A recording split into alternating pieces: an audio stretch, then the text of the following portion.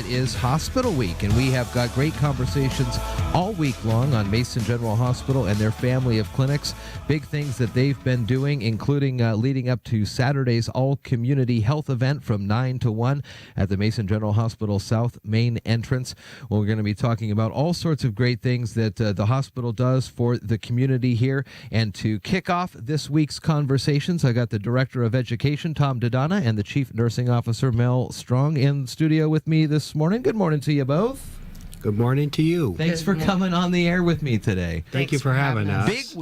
Big week to focus and talk about Mason General Hospital and the family of clinics. We've got great guests all throughout the morning, through the week, but I'm imagining as well there's a lot of good information that folks can get at the hospital themselves. What's some of the things that will be going on this week for folks to head on up to the hospital and learn about what they do?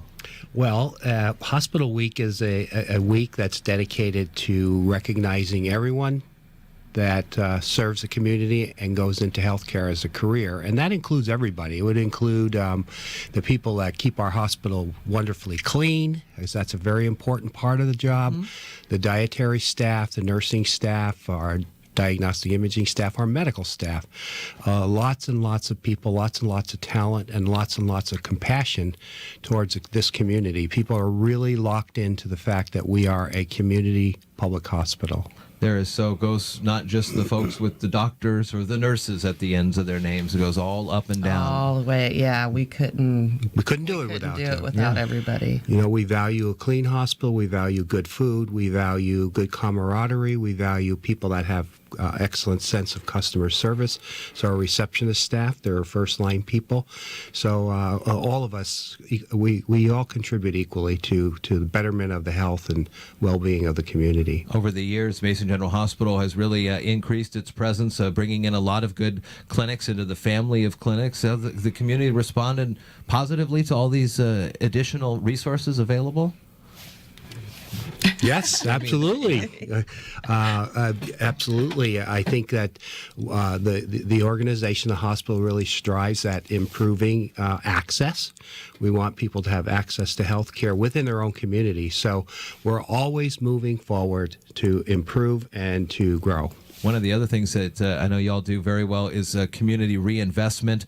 $65,000 at last year's Fantasy Forest, including some donations from your education fund, Tom, $7,500 or so going to some new defibrillators. Let's talk a little bit about what some of this money does to go back for reinvestment in the community, for education, for your fund, and then let's get to these defibrillators that I know are a big help to the community.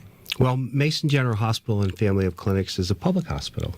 And as a public hospital, we reinvest. And we reinvest in order to improve the services for our own community. So those dollars are not going to stockholders or that type of thing. It's going back into the community and back into the hospital. So in reality, we have some of the best equipment in the world. I mean, in many, many departments, we have top-of-the-line technology. And we really depend on those public's the community investing in us too. So without the community donations, we wouldn't have been able to purchase the defibrillators. So we really depend on the community to help support too. And is it the community understands the technologies behind these state-of-the-art things that you may assume that you would see in big Seattle hospitals or even larger cities than that, but we have them here at Mason General, right? Mm-hmm. Yes, and I would say the answer is kind of yes. Obviously, you don't want to be a recipient of a defibrillator, but our patients and our community is much more savvy now about medical care and about equipment and things that are available because of the internet. So their expectations are higher of us, and we have high expectations of ourselves to meet that challenge. So people will come in, they'll go, is this the what is the one that you have, the Zoll R series? I was doing some reading, and is this the one that what I'm going to be? This seems to be the top of the line. Well, what are some of the benefits of these new defibrillators? As I know that as you mentioned, the equipment there has really increased leaps and bounds. These new Zoll R series ones. What's the benefits out of these, and what's the new technologies coming out of these? Well, one that we've actually already employed with training, compression, CPR, is one of the only things that really has been shown to have evidence of improving outcomes in patients. It's a basic skill, but it's a critically important one. And the machines actually have feedback. So the machine will tell the person who's doing CPR whether they're pushing fast enough. If they're pushing too fast, it'll tell you to slow down. Wow. If you're not pushing deep enough on the patient's chest, it will tell you that. And if you're doing a good job, it'll tell you, keep up the good work, which is awesome. Yeah, it is. So we've just did a week's worth of training last week in advanced resuscitation, and all the nurses and the doctors and other people who have taken the classes have gotten experience around doing it on mannequins. And I would say they did an excellent job. There were a lot more, keep it up, you're doing a good job, than push farther, harder, and faster. So. Oh my gosh, isn't that It's something? really cool. Yeah, when you're in a code situation like that, your adrenaline is just takes over, and so having that feedback. I was one that would do the compressions too fast because you're saving somebody. And that doesn't help our patients. So having that feedback is critically important, because we can't step outside of ourselves and look at ourselves when we're doing really important life-saving work. So we have to have each other's backs, and now the machines have our back too. That is amazing, the technology there. Talk to me a little bit also about the development department at the hospital and some of the things that you guys do to help with that. Tom, anything? We couldn't do it without the development department. The development department, to me, they symbolize a conduit with the community. Okay. I mean, they're involved in the community with volunteerism and the whole spectrum of activities around that. Our relationship in the education department with the development department is that when I do courses, we ask for donations for what I call Tom's Baby Fund. It either goes towards pediatric equipment or the defibrillator.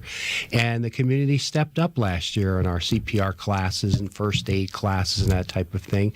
So we were in a position to donate that $7,500 towards defibrillators. So you can see there's where the community is intimately related, and they're really, really a part of the whole process. I mean, and that to me encompasses Mason General Hospital and Family of Clinics, because we are a community hospital and the community supports us, and that's an example.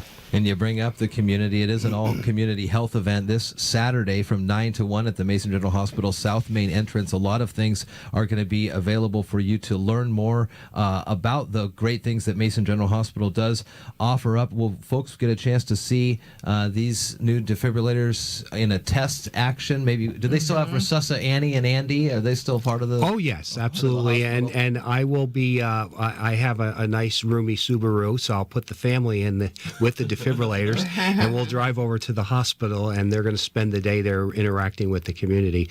So we'll let people actually put their hands on it and test it to see how it works. So I think it's going to be fun. Good thing too about these is it kind of opens the door. A lot of times, you go to the hospital because you're in need and it's an emergency. You don't really get a chance to go up there and just kind of hang out, see what's going on. Play with electricity. Play with the things that are happening. So this community health event.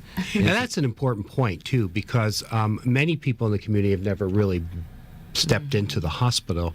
So their experience with the hospital or the staff may be a first aid class or a CPR class or an AED class or, that type of thing. So we have to project ourselves in a professional and compassionate way in every endeavor that we use, whether it's we're actually physically caring for patients or teaching them.